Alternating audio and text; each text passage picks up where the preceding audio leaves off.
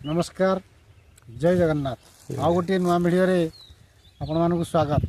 तो वर्तमान आधुनिक समय ओडिशा कथा जदि कहवा धीरे धीरे ओडिशार चाषी माने चाषर विमुख हो जाउछन्ति। तो सही समय जड़े यहीपरी व्यक्तित्व जे जड़े बड़ कंट्राक्टर दिने थिले से हठात चाषरे निजको नियुक्ति कले।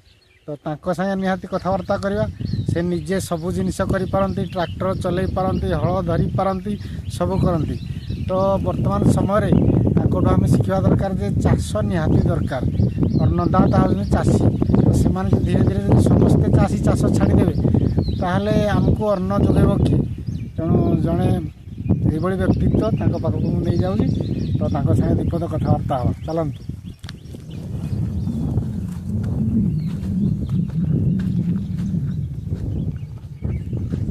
बर्तमान मु पहुँचली पाखे। बर्तमान से हल धड़ा चली ट्रैक्टर से निजे चलाती, ट्रैक्टर हल धड़ा चली। तो संगे दीपद कथा हवा। प्रथम तुम परिचयटा टिके दियो। राजा सिंह ग्राम पुरागढ़। तो वर्तमान समय चाष समस्ते दूरे गले। हठात तुम जड़े कंट्राक्टर थिल कहीं चाष प्रति एत आकृष्ट है? चाष कौन मन है हठात? कंट्राक्टरी करी आज्ञा एत जुहार मुंडिया मारी पार जेकोसी सरकार था, बीजेडी था, बीजेपी था, कांग्रेस था, पीसी बेपार आम संभाली पार्लुनि। देगी फेर आउ थे जुहार मुंडिया मारी पाइलुनि।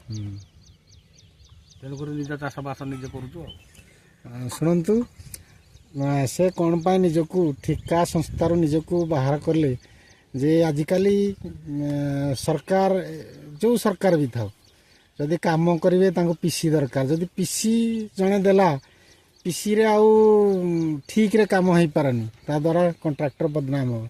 से जहाँ हो से चाष आड़ को अन्नदाता हवा पाई निजको चाष नियोजित कले। तो कहीं से चाष प्रति आकृष्ट हेले से निजे मुहरे कहले। तो खाली से पनीपरिया चाष करूना, धान चाष, मुग, बिरी चाष सहित मु बर्तमान नहीं जी यापर बड़ अंडा दिया फार्म गोटे अच्छी। केते हजार कुकुड़ार? 60,000 कुकुड़ार अंडा दिया फार्म भी कर। तो आम बर्तमान पदारे अच्छु। ये काम सलापर मुझे फार्म देखेबी। तो मोर कहवा कथा जे चाषी होउछन्ति अन्नदाता। आ चाषी मूलिया पुओ बॉर्डर जगिले बड़ बड़िया लोक आज्ञा पिला माने कहीं जाऊना सैनिक हाँपाई मिलिटारी सब जाऊँ चाषी मूलिया लोक। तो बापू मैंने खटिबे अन्न जोगेबे आम मानकु से आम छाती रे गोली खाइबे। किंतु तांकर केते सम्मान तांकर सरकार तरफ प्रति कौन कौन अनुदान अच्छी से विषय संगे कथबार्ता हवा।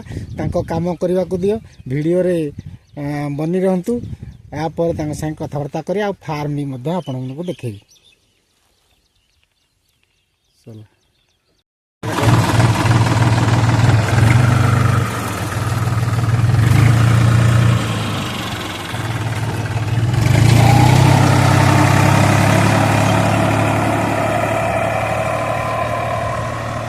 चाष काम बर्तमान चलला। टिके समय पर से आम जा फार्म को फार्म रे कुकुड़ा फार्म देखा। अन्य कौन कौन सब लोग आंब बगीचा अच्छी सब अच्छी।